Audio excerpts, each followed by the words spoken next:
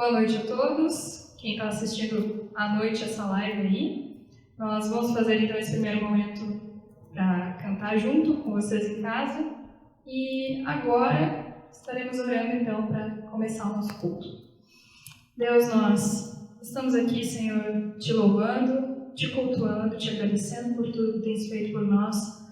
Tu tens nos guardado, tu tens tido carinho conosco, Senhor, nesse momento tão delicado para todas as pessoas. Deus, que nós possamos agora te cultuar da melhor forma possível, Senhor. Nós possamos lembrar que esse é o momento para te dar o nosso melhor, mesmo estando em casa, talvez mesmo numa situação que não é o convencional, mas nós podemos ainda te dar o nosso melhor, te adorar, te exaltar por tudo que tu és. Fica conosco, é o que nós pedimos. Amém. Vamos começar então cantando que Ele é o nosso Rei. Aqui eu tenho do meu lado o Gesiel na guitarra, se preparando, e o Márcio no teclado comigo, e eu sou a Jo, para quem não me conhece. Vamos lá.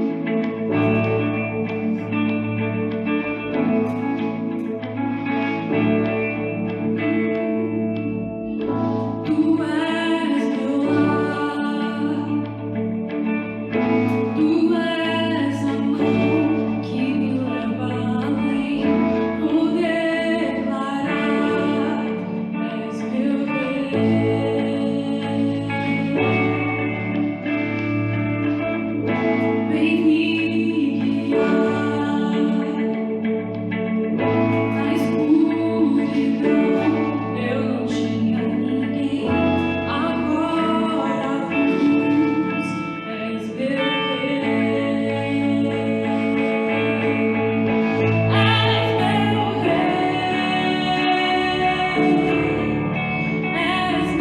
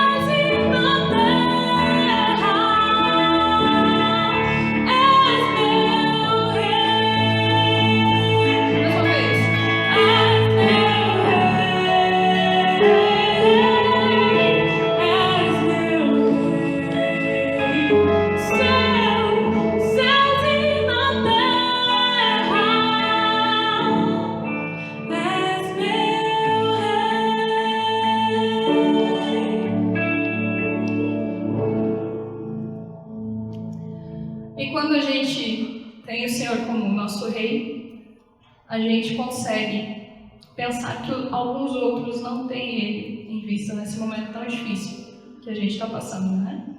Nós cantamos agora que a nossa luz possa brilhar para essas pessoas que não estão agora, nesse momento, enxergando a Cristo. Que nós possamos ajudar, que nós possamos fazer a vontade do Senhor nesse momento. Venha sobre nós.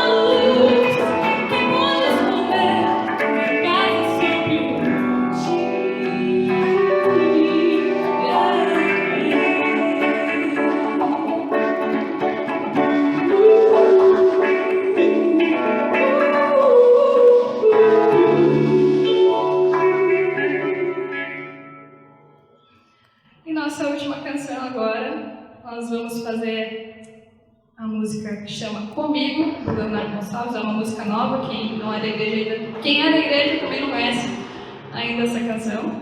E retrata realmente isso, né? Que nós podemos confiar que o Senhor é com a gente, né? Nesse momento. E Ele prometeu que Ele estaria com a gente todos os dias. Então vamos cantar comigo.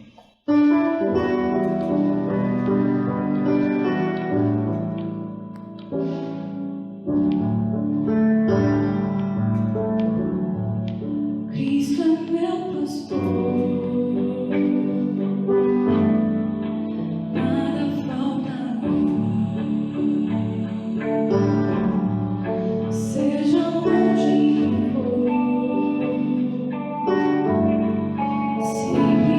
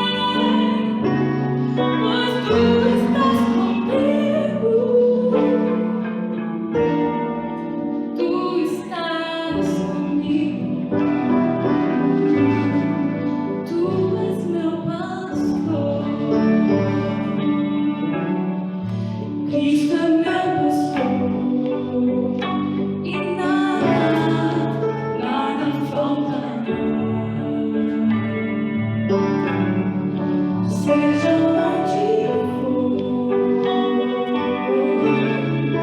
sempre que há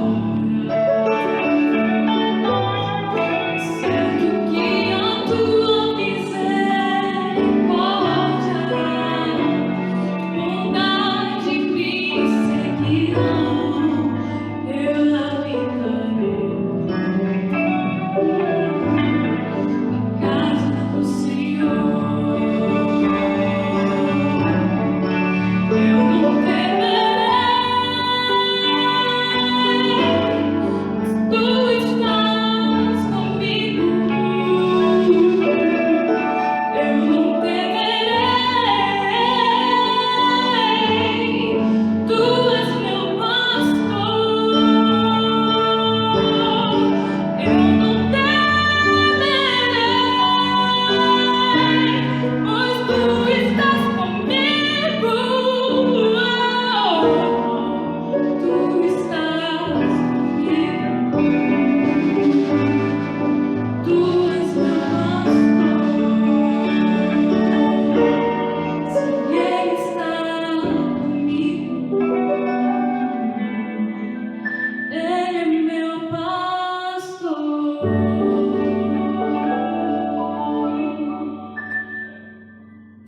Obrigada. Chamar o Matheus, então, para estar seguindo o culto aqui com a gente.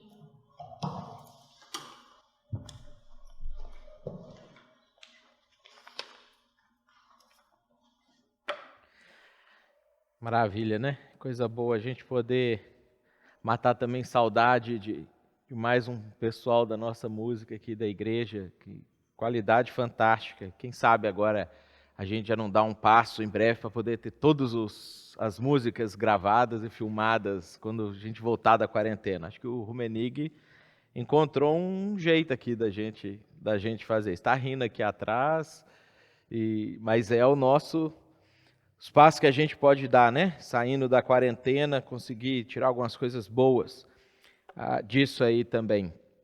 Nós estamos nessa nossa série sobre os ladrões do ânimo, falando sobre coisas e atitudes e etc., que de alguma maneira podem roubar o nosso ânimo e podem interferir na nossa vida. Conferir se está ligado aqui o microfone, senão daqui a pouco eu falei e estava tudo no mudo e o pessoal ficou apavorado.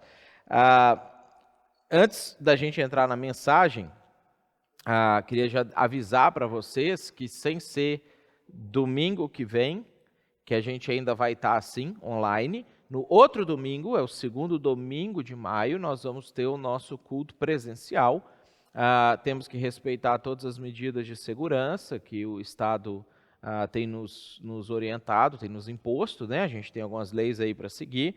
Se nada mudar, se tudo ficar exatamente do jeito que está agora, nós vamos ter que fazer igual fizemos em abril. Nós vamos ter que ter cultos de 30 pessoas. Então, você que quer participar do culto presencial em maio, que é onde a gente também vai tomar a nossa ceia juntos, entra no WhatsApp da igreja, ou pode ser aqui mesmo nos comentários aí embaixo, ou você recebe ali as informações da igreja, sabe onde é que está. Dá o seu nome, porque a gente precisa fazer o levantamento de todas as pessoas que vão participar, para a gente conseguir falar qual que é o seu horário de participar, e conseguir fazer toda a logística aqui certinho, para um grupo de 30 participar do culto, a gente ter o culto, aquele grupo sair, outros entrarem e assim por diante, né? Respeitando aí as questões de máscara, você vai ter que vir de máscara para a igreja, a gente vai disponibilizar toda a questão de higiene aqui certinho e tudo, então já se prepare, sem ser domingo que vem, então, que é o primeiro domingo de maio, no segundo domingo de maio, que é o nosso domingo de ceia habitualmente, nós vamos ter o nosso encontro presencial, que é também quando encerraremos essa série que a gente está trabalhando em cima dela. Nessa série, na semana passada, onde a gente começou a tratar desses assuntos, nós vimos que o estado de espírito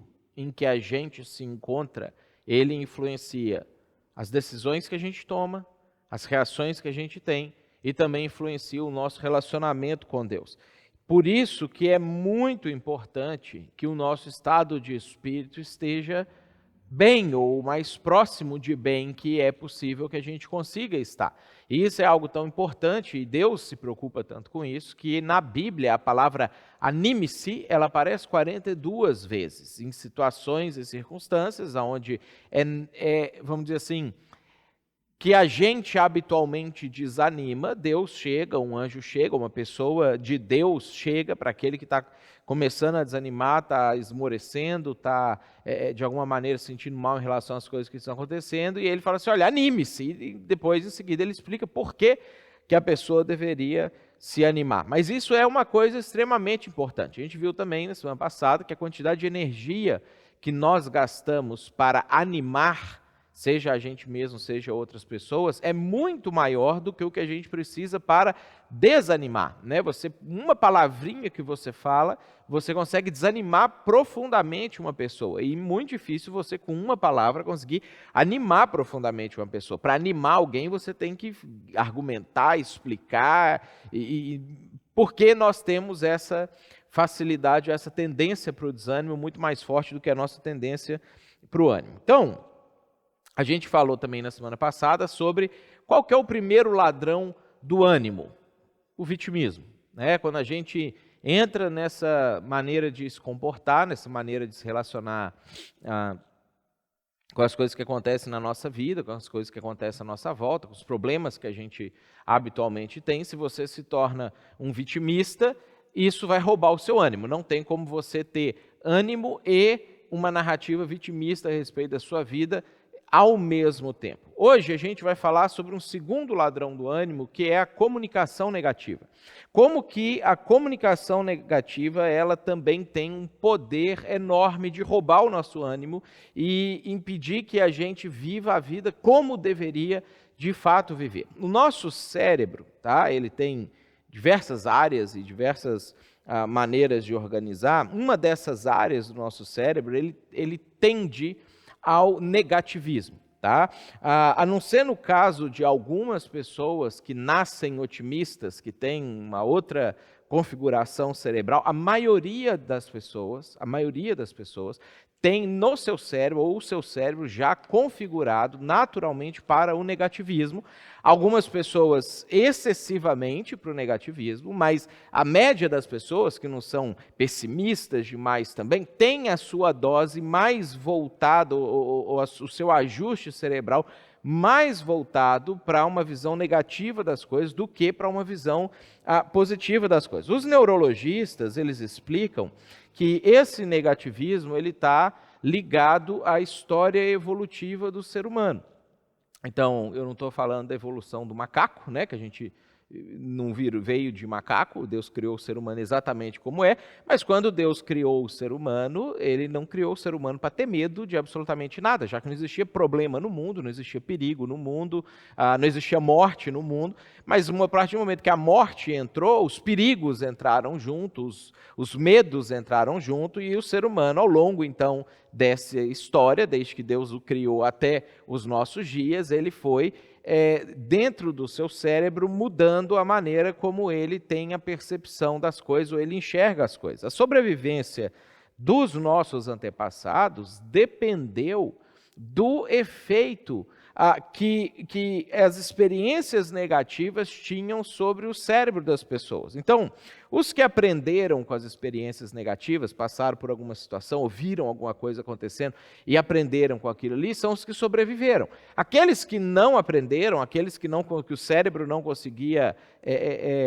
entender ou captar os sinais negativos ou das experiências que eles passavam ou de outras pessoas, se colocavam em risco muito mais do que as outras pessoas, e consequentemente a maioria das pessoas que morreram está nessa classe das pessoas que não conseguiam ter um medo ou ter uma ansiedade a partir das experiências negativas que eles tinham. Porque mostrar-se vigilante para identificar as possíveis ameaças e sempre pensar em piores cenários é o que permitiu que o ser humano sobrevivesse e fizesse o seu caminho ao longo do tempo. Agora, quando a gente olha para essa situação, a gente tem alguns problemas. Os pensamentos negativos ou os registros negativos, eles ficaram registrados no cérebro da gente, pronto para serem reativados. Então, o exemplo que eu estou mostrando para vocês aí no slide, se você olha para essa sombra, imediatamente você não para fazer uma reflexão.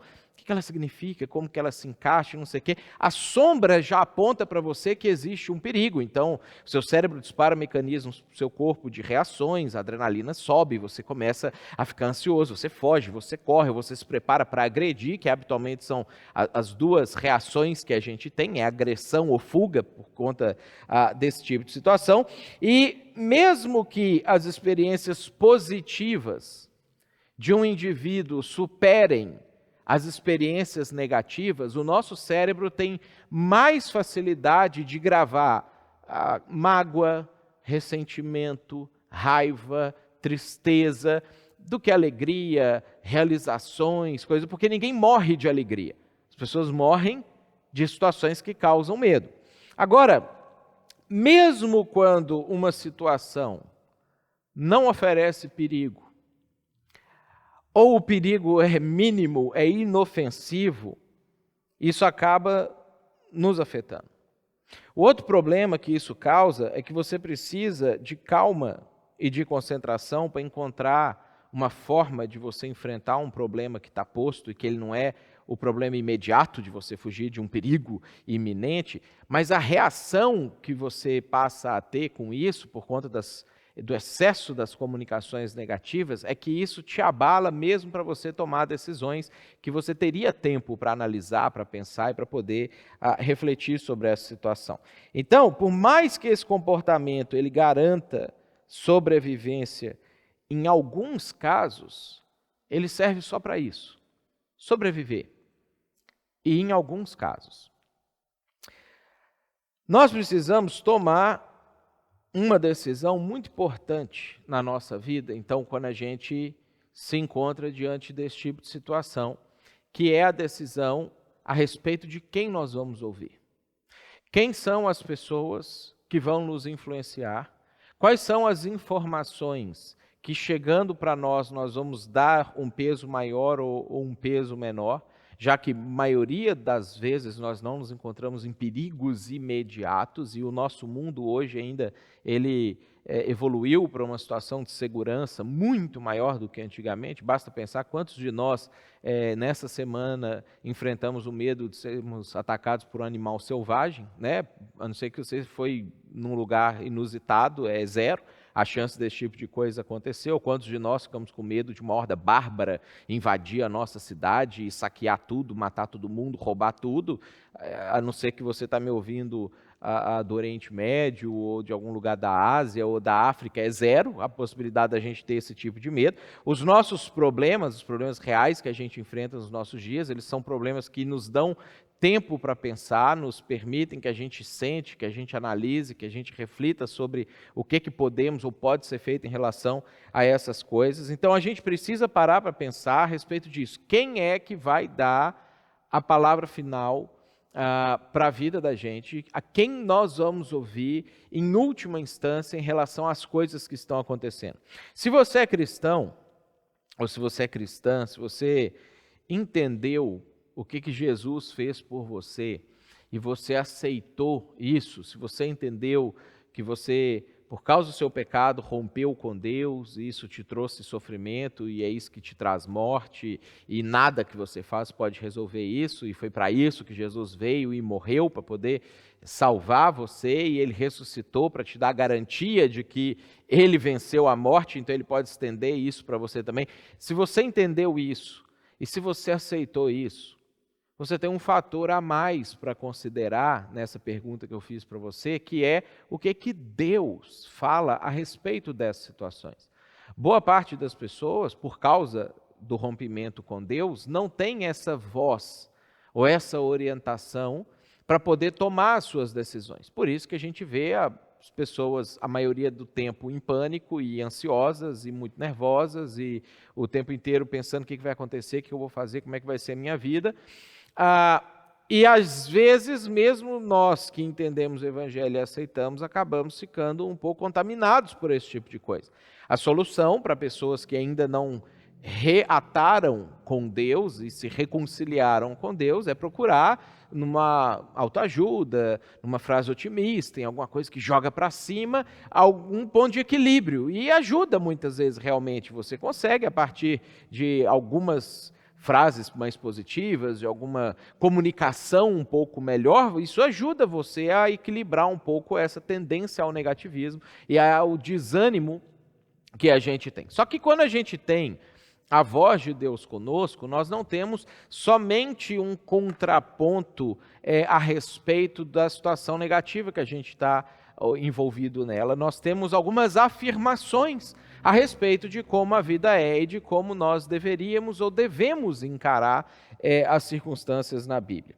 E aí é comum a gente ficar sobrecarregado de informação e isso gerar em nós ou ativar em nós muito mais fortemente o lado negativo e a gente ainda sentir culpa de que, mas eu deveria acreditar nisso aqui, mas eu não consigo, mas eu deveria descansar em Deus, mas eu deveria conseguir recobrar meu ânimo em Deus, mas eu não estou conseguindo, e isso acabar gerando um sentimento de culpa e aí atrapalhar mais ainda. Tem uma história na Bíblia que nos ajuda a perceber isso muito bem, e essa história pode ajudar você a sair desse instinto que o seu cérebro vem sendo condicionado a ter, e é essa parte animal que às vezes você vive nela, né? Você precisa pensar a respeito disso. O desânimo é por conta de um instinto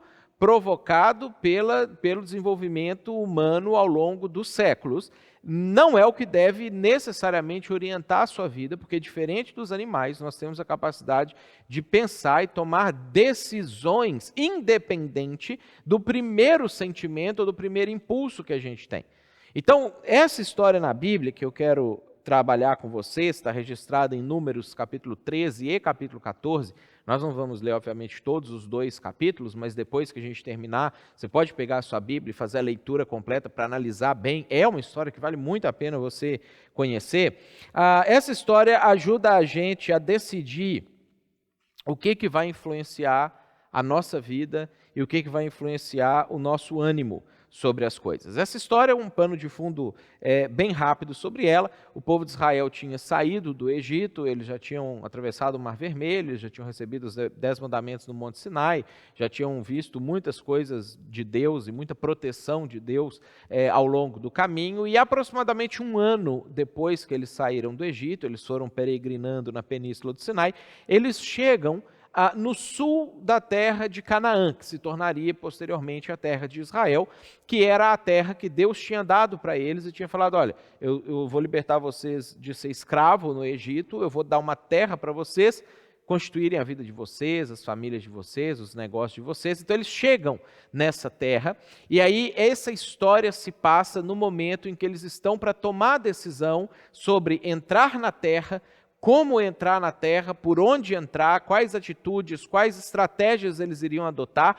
E aí pensa comigo, quando eles chegam, depois de 400 e poucos anos no Egito, boa parte deles como escravo, depois de um ano peregrinando no deserto, eles finalmente chegam aonde era o sonho da vida deles, aonde cada um deles tinha nascido e ouvido as profecias falando que um dia Deus vai fazer isso para você, um dia Deus vai fazer isso para você, e agora eles são a geração que estão vivenciando isso. Então eles chegam e eles estão animados, eles estão empolgados, eles estão pensando assim, puxa, é agora que as coisas vão acontecer. Então eles acampam no sul da terra de Canaã, e a história começa lá em Números capítulo 13, a partir do versículo 1. Fala assim, diz o Senhor a Moisés. Então eles estavam acampados, Deus, ele normalmente descia e entrava dentro de um tabernáculo, de uma tenda maior, bonita lá que eles tinham feito, que era onde Deus conversava com Moisés e dava os direcionamentos para Moisés a respeito dos próximos passos que eles tinham que tomar, para que então eles pudessem se assentar na terra. E aí Deus então aparece, entra lá na tenda, chama Moisés, Moisés entra lá e disse o Senhor a Moisés, envia alguns homens em missão de reconhecimento à terra de Canaã, terra que dou aos israelitas. Deus faz uma afirmação a respeito do que é que que é o projeto dele e o que ele vai fazer. A terra que doa aos israelitas. Envie um líder de cada tribo dos seus antepassados. Eles eram divididos em 12 tribos, que eram os 12 filhos de Jacó, que depois Deus mudou o nome para Israel. Então as tribos elas se organizavam e tinham seus líderes, como se fossem governadores de estados. Então foi isso que ele falou, envie um líder de cada tribo dos seus antepassados. Assim Moisés os enviou do deserto de Parã, conforme a ordem do Senhor. Todos eles eram chefes dos israelitas. Olha só, eles eram líderes, eles eram influenciadores, eles eram pessoas que comunicavam com os outros. Quando Moisés fazia uma reunião, ele reunia com essas pessoas e era eles que repassavam para o povo, cada um para a sua tribo, dentro da sua maneira, sua cultura, do seu jeito, o que é que eles iriam fazer. Eles eram os influenciadores das pessoas. Então as pessoas, eles ouviam o que eles diziam, analisavam aquilo que eles diziam para então tomarem as suas decisões. Olha como que o texto ele continua, porque depois vem uma série de detalhamentos da situação que você pode ler. Pula comigo lá para o versículo 17. Quando Moisés os enviou para observar em Canaã, então eles tinham que chegar lá e fazer uma análise, ele disse assim, subam pelo Negueb, que fica no extremo sul de Israel, é a parte mais ao sul de Israel, que faz divisa até hoje com o Egito e com a Jordânia. Então vocês vão subir pelo Negueb e prossigam até a região montanhosa, que é o extremo norte de Israel, ali onde tem as colinas de Golã, a divisa com o Líbano, com a Síria. Então era toda a região que Israel até hoje usa uma parte desse território, era o território que eles iam ficar. Vejam como é a terra. E se o povo que vive lá é forte ou fraco, se são muitos ou poucos, se a terra em que habitam é boa ou ruim, se as cidades em que vivem são cidades sem muros ou fortificadas, e se o solo é fértil ou pobre, se existe ali floresta ou não. Olha só, o que Moisés quer? Ele quer um relatório real. Perceba, não é sobre otimismo ou sobre pessimismo. Não é sobre a gente precisa enxergar a vida de um jeito, a gente precisa enxergar a vida do outro. Ele quer um relatório real, é a verdade. E a verdade inteira. Porque uma boa comunicação, ela é fruto da verdade. Mesmo quando você tem uma comunicação exageradamente otimista de uma situação, isso não é positivo. Isso também é uma comunicação negativa. O que manterá a comunicação boa ou tornará essa comunicação má é a interpretação que você vai fazer dos fatos. Então veja, Moisés não pede para que eles omitam nada. Ele fala, eu preciso de um relatório real da situação. Mas logo em seguida, Moisés fala a respeito do ânimo que eles precisavam ter nessa atitude deles. Ele vira para eles e fala assim, sejam corajosos, tragam alguns frutos da terra. Era a época do início da colheita das uvas, quando eles resolveram então subir para fazer esse relatório, essa investigação e esse relatório da terra de Canaã. Quando Moisés ele fala com eles, Moisés usa essa palavra hebraica, que é a palavra para anime-se, é a palavra para, gente, vamos lá, a gente sabe o que a gente está fazendo, nós temos uma promessa de Deus para nós aqui, nós vamos fazer uma avaliação, precisamos da verdade, precisamos da avaliação mais apurada possível, mais correta possível, mas esse é o ânimo que eu quero que vocês tenham, essa é a maneira que eu quero que vocês entrem na terra para vocês poderem trazer uma boa interpretação dos fatos.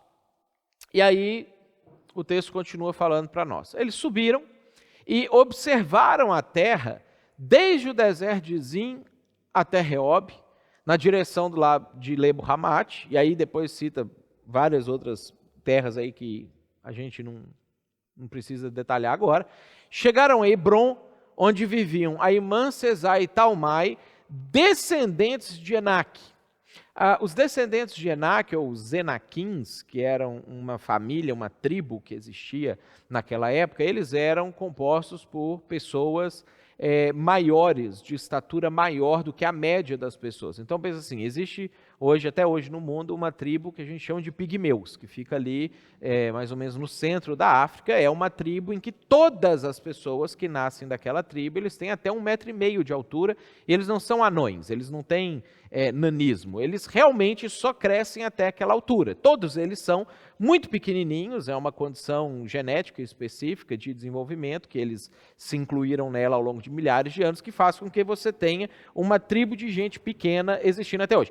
Em Israel, naquela época, existia o oposto do pigmeu. Existia uma tribo de pessoas maiores que tinham bem mais de 2 metros de altura, e não era igual hoje, quando uma pessoa nasce com gigantismo, que ele fica com as pernas mais fraquinhas, não consegue se sustentar, cresce a 2 metros, não.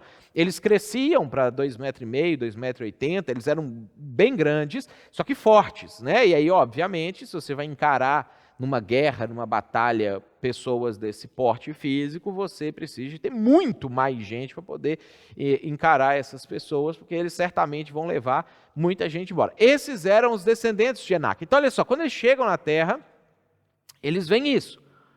Má notícia. Isso não é uma coisa boa. Isso não é uma coisa assim que você fala, oba, encontramos descendentes de Enac, né? A testa é maior, é mais difícil de errar. Não, não é isso que você pensa quando você vê um sujeito desse tamanho na sua frente. Habitualmente você olha para falar assim, a chance de eu ganhar dele, estatisticamente falando, humanamente falando, elas são reduzidas. Mas eles continuaram avançando. Lembra, eles ficaram 40 dias fazendo isso aí, então eles continuaram subindo a terra de Canaã. Esse pessoal ficava mais para o sul ali, Hebron fica ao sul de Jerusalém. Quando chegaram ao Vale de Escol, cortaram um ramo do qual pendia um único cacho de uvas.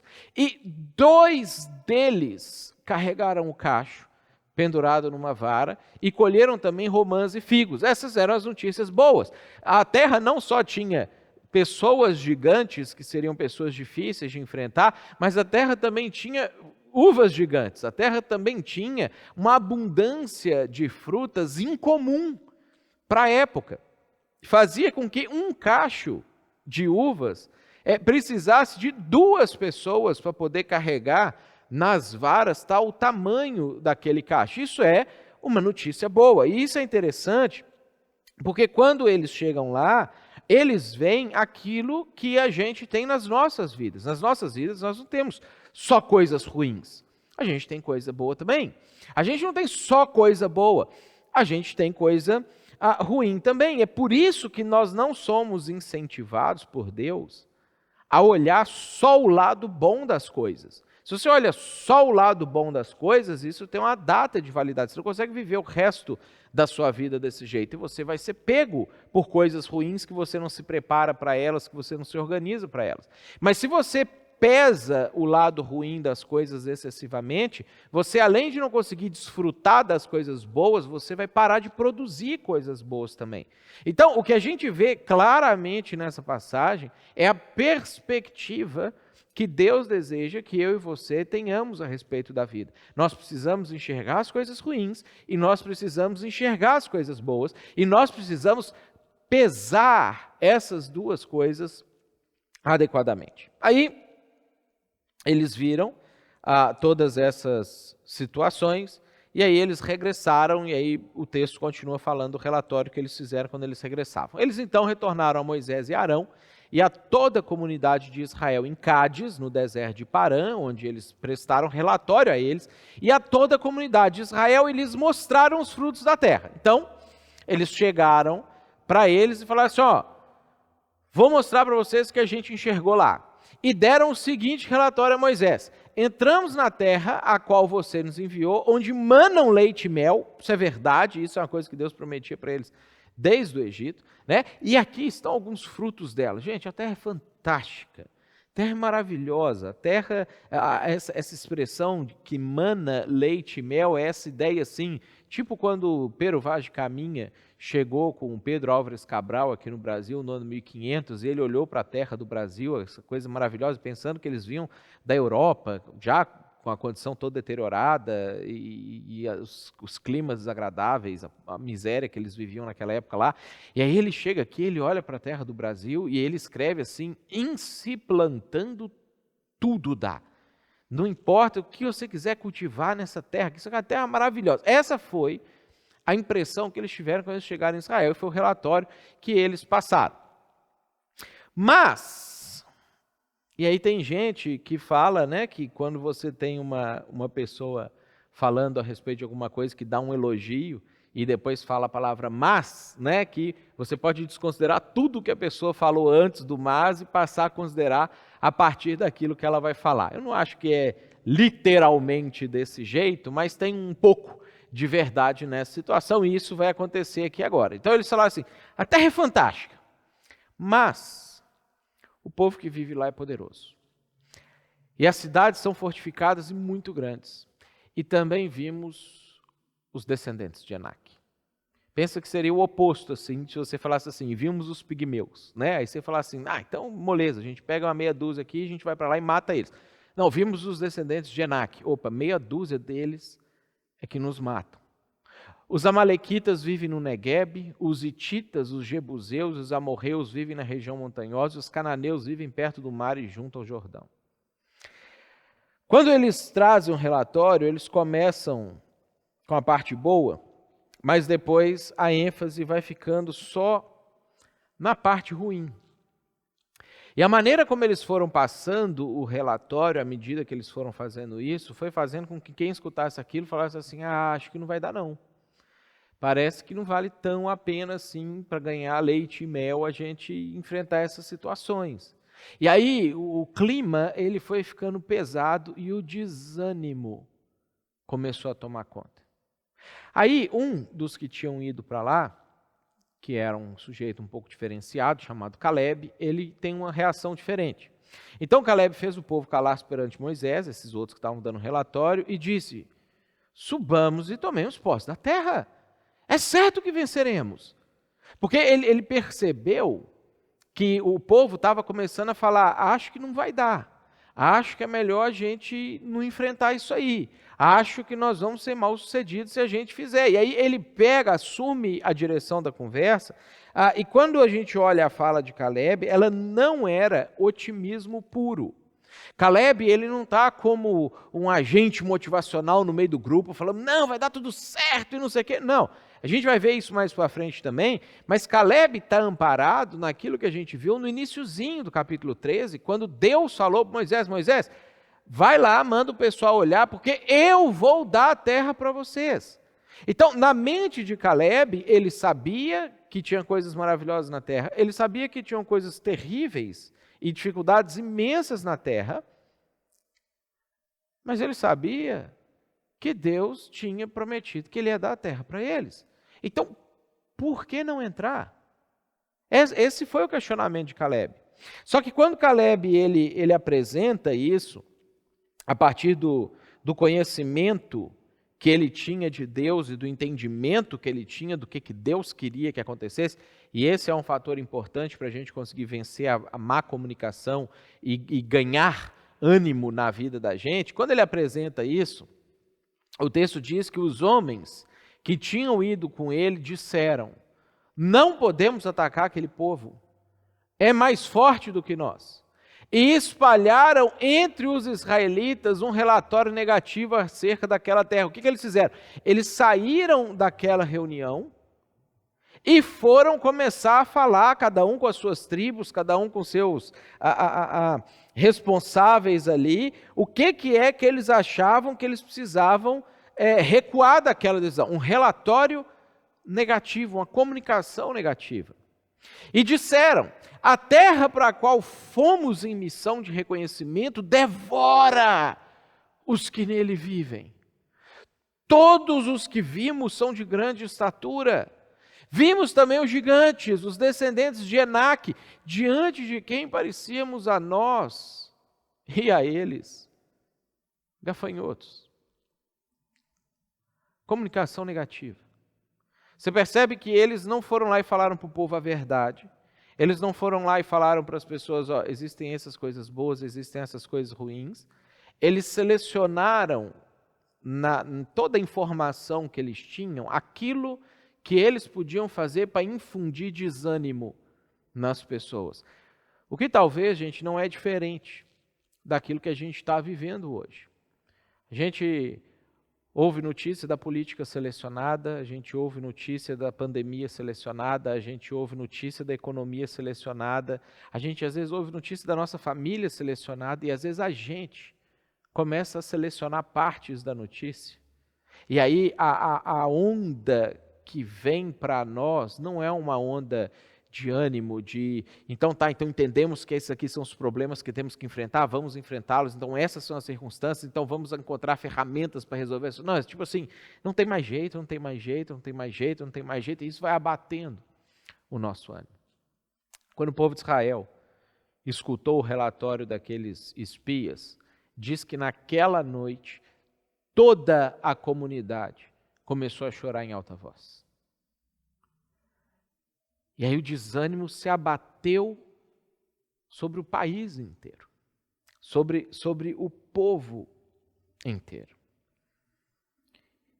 E o desespero tomou conta, porque o desânimo ele anda de mão dada com o desespero. O desânimo ele literalmente traz para a gente desesperança. E olha só que interessante, a Bíblia fala para nós o tempo inteiro que nós precisamos viver com esperança. Agora a gente tem uma dificuldade às vezes grande de entender o que é esperança, porque no nosso dia a dia a gente usa a palavra esperança para falar somente a respeito de uma torcida para algo dar certo.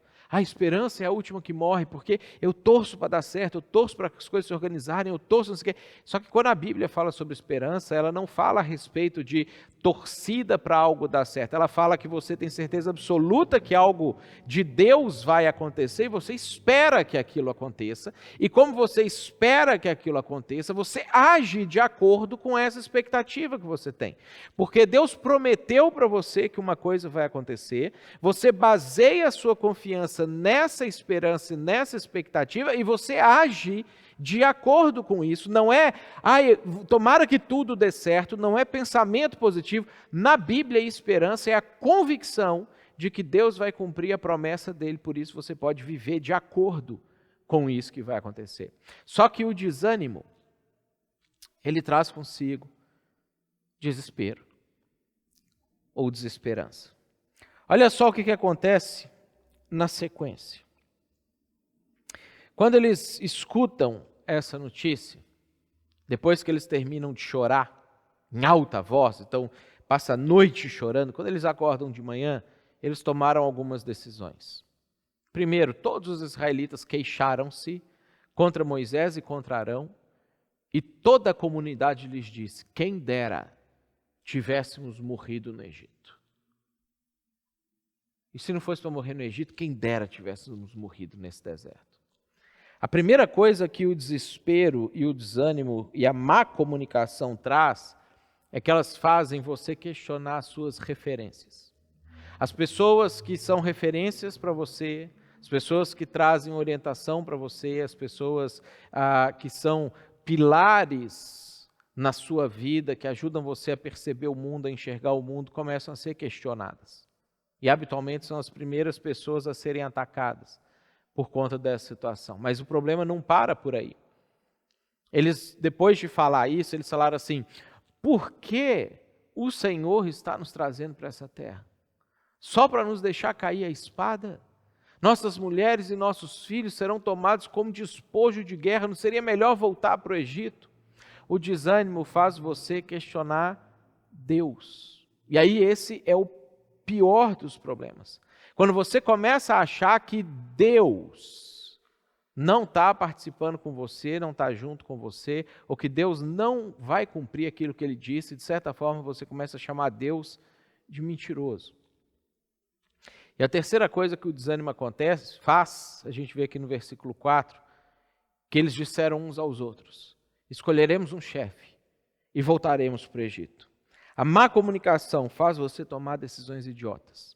A má comunicação faz você reagir insensatamente. A má comunicação te transforma num tolo.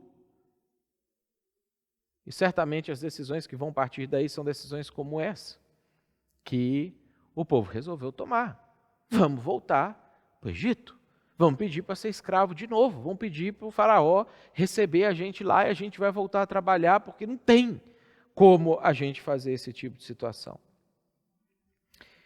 E aí, olha só como que o texto fala para nós, a partir dessa conversa, que o Caleb e o Josué tentaram reagir. Então Moisés e Arão prostraram-se rosto em terra diante de toda a Assembleia dos Israelitas.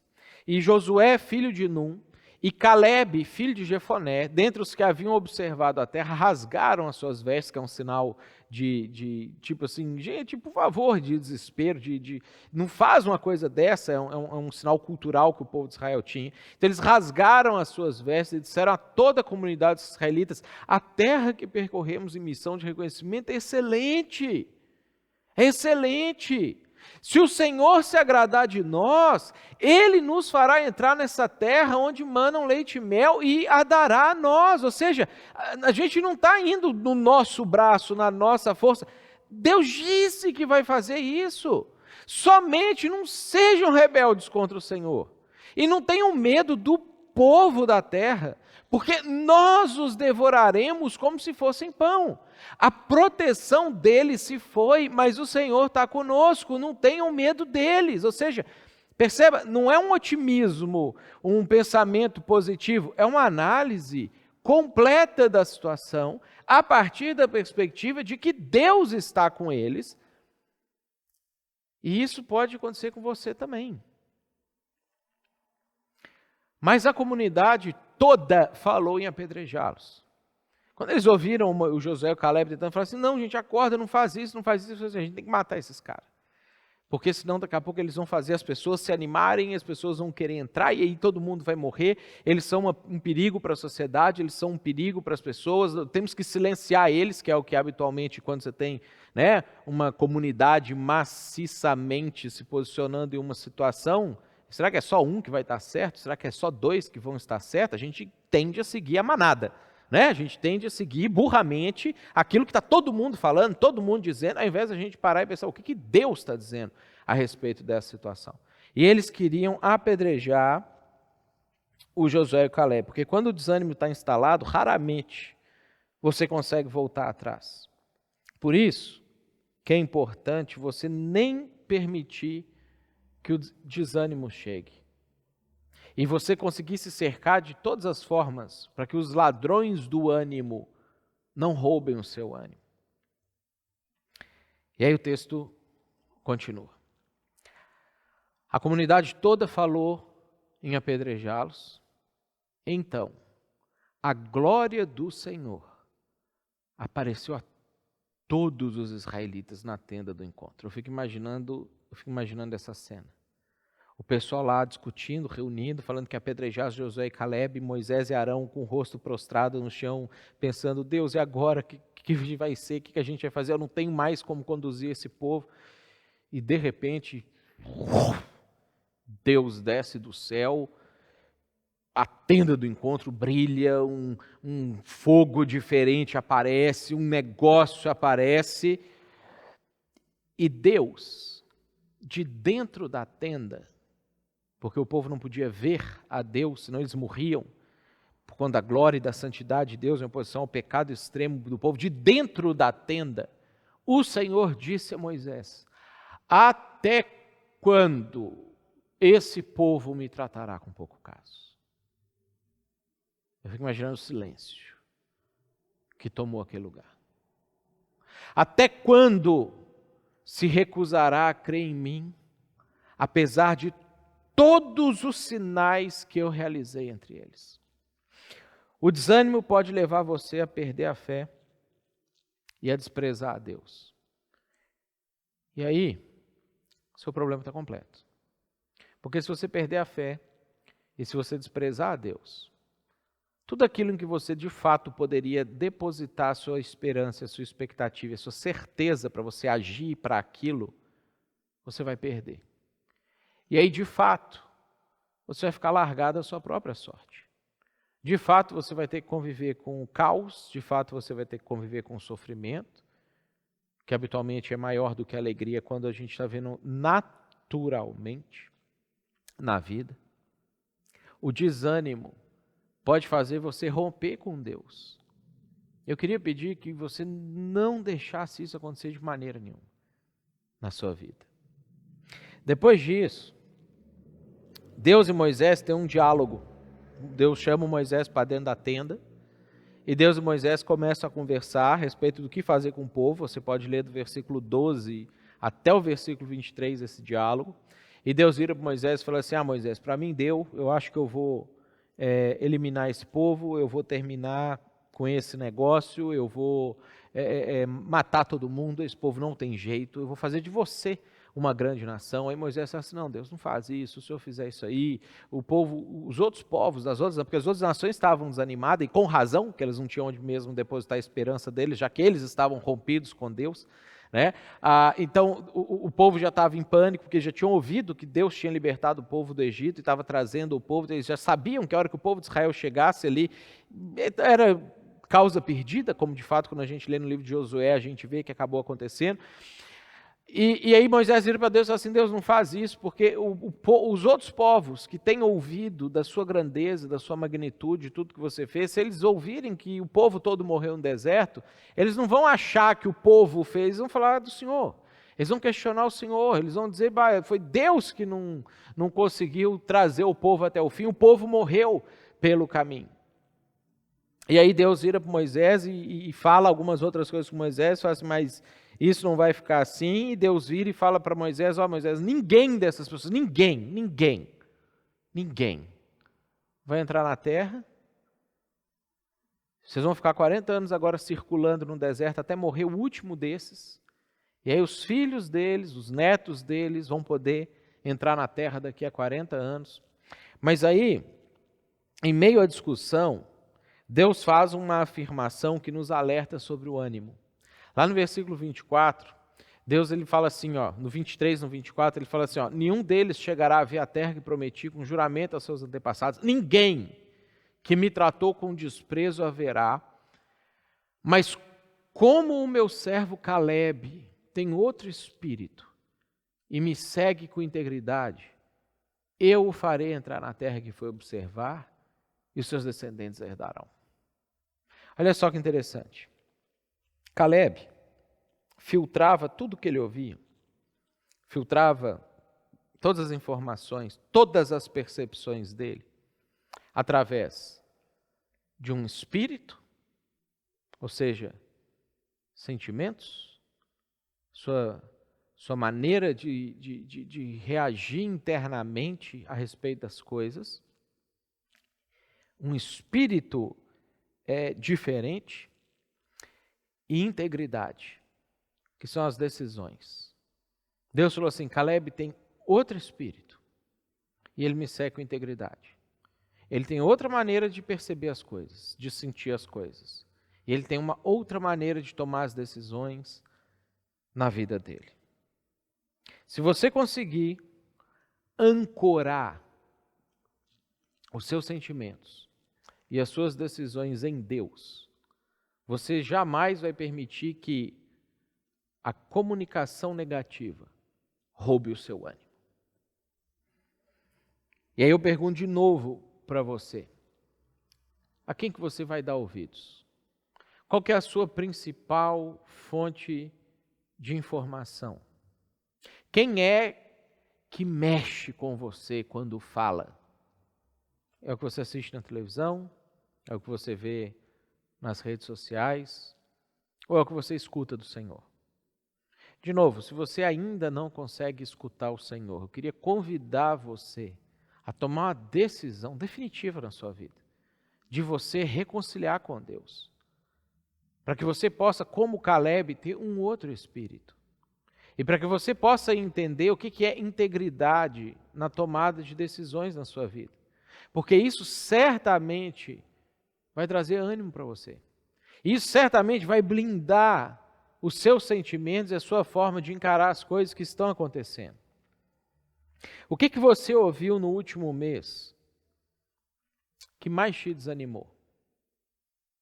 Quais são as coisas que você escuta que fazem com que o seu espírito fique abatido? Que fazem com que o seu semblante descaia? E o que Deus fala a respeito dessas coisas? Eu queria incentivar você, essa semana, quem sabe agora, terminando o nosso vídeo aqui, que você sentasse, anotasse num papel ou no seu bloco de notas do celular, o que é que você escutou que te desanimou. Não é que você olhou e falou assim, isso aqui é muito ruim de ter acontecido. Não, te desanimou, drenou a sua energia. Mas você escrevesse logo do lado, o que é que Deus fala sobre aquele assunto. Se você não souber, fala comigo. Pode mandar uma mensagem pelo WhatsApp para mim, pode mandar para o WhatsApp da igreja, ou procura o seu líder de grupo e fala assim, olha, eu tenho isso aqui que me desanima. O que é que Deus fala a respeito dessas coisas? Porque sentimentos e decisões ancorados em Deus protegem o seu ânimo da comunicação negativa. E é isso que eu queria incentivar você a fazer agora. A você se animar. Porque só você pode tomar essa decisão a seu respeito. Vamos orar? Senhor, obrigado mais uma vez. A gente não cansa de agradecer pelo Senhor ter registrado essas histórias para nós. E através dessas histórias o Senhor poder nos alertar a respeito da nossa maneira de ver as coisas ou de encarar as coisas. Obrigado, Deus, porque o Senhor também tem promessas a nosso respeito. O Senhor também tem expectativas a nosso respeito. O Senhor também tem direcionamentos para a nossa vida, nas quais nós podemos depositar as nossas esperanças. Nós somos gratos ao Senhor por isso. Deus, eu quero pedir que o Senhor reavive ou avive essas coisas em todo aquele que está ouvindo essa mensagem e está participando comigo dessa oração nesse momento. Que o Senhor dê um ânimo novo, que o Senhor traga um sentimento diferente, que o Senhor renove o espírito para que possa ter essa pessoa que está me ouvindo, possa ter um novo espírito, um espírito diferente, um ânimo renovado, e que o Senhor possa, Deus, de fato, mostrar, abrir a nossa mente, mostrar para nós tudo o que o Senhor já fez por nós, para que isso possa nos ajudar a ter mais mais ânimo e ancorar melhor as nossas expectativas, mais confiança no Senhor. Peço que o Senhor abençoe a vida de cada um, peço que o Senhor continue, Deus, protegendo a cada um, a saúde de cada um no meio dessa epidemia, que o Senhor continue protegendo, Deus, a vida financeira de cada um, que o Senhor continue ajudando cada um a organizar a sua vida financeira. Deus, que o Senhor continue suprindo todas as necessidades, seja através do emprego, seja através da generosidade da igreja e da generosidade dos irmãos, nesse momento em que a gente passa por essas situações. Nós sabemos que independente de se é o nosso salário ou se é alguém que nos dá algo, tudo vem do Senhor, e é o Senhor que é a fonte da nossa provisão. Pedimos que o Senhor continue nos ajudando a entender e ancorar a nossa mente nisso, e que o Senhor, Deus, esteja abençoando a semana de cada um. Que seja, Deus, uma semana diferente, uma semana boa. Abençoe o nosso país, abençoe o nosso governo, abençoe as pessoas que tomam decisões na esfera federal, estadual, municipal. Quebranta o coração, Deus, dos nossos políticos que muitas vezes querem só se locupletar no meio desse caos e dessa coisa toda, de alguma maneira milagrosa.